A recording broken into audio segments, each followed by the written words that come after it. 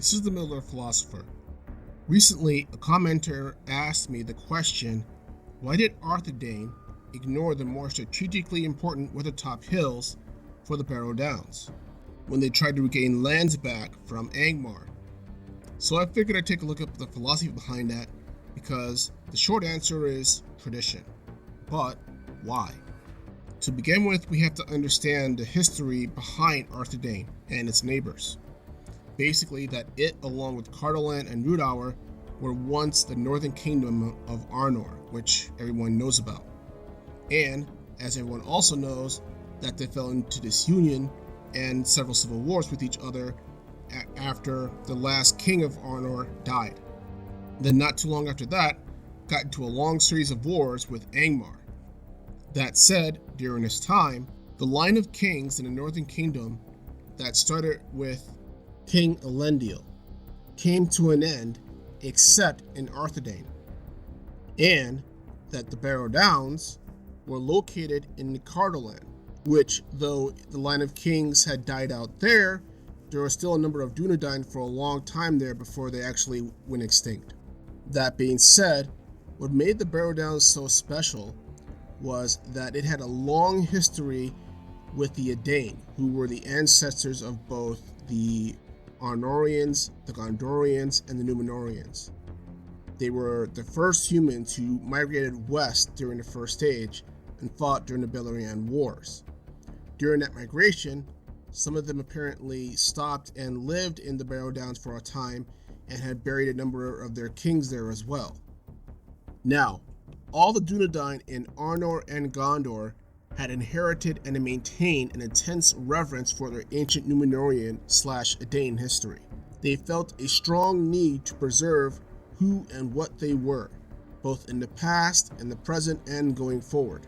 So therefore, decisions regarding reclaiming lands taken by the enemy were not necessarily just about strategy, but also cultural heritage and identity. Now, the particular event that the commenter is referring to is the year 1851 of the Third Age, where then King of Arthedain, Araval, had won an important victory in the Weathertop hills against Angmar, and for whatever reason he felt that that was the time to repopulate Cardolan and retake that land. I think, again, this can be seen as a reclamation of sorts, a reclamation of the identity of who the Dunedain were, something that was always on the threat of being lost thanks to their own division from Arnor to its three separate kingdoms and through the many wars with Angmar.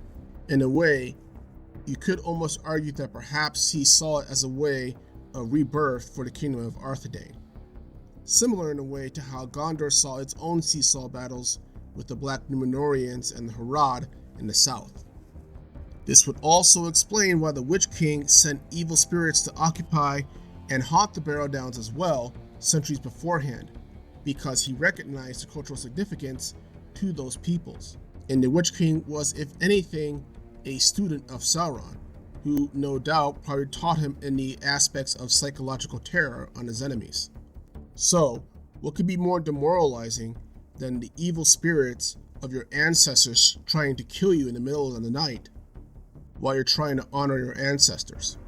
Essentially, that in a way, the haunting of the Barrow Downs was a message from the Witch King that their ancestry was forever tainted, blocked from any form of reclamation or redemption that the Dunedain of Arthedain or any that were left in the north wanted to do.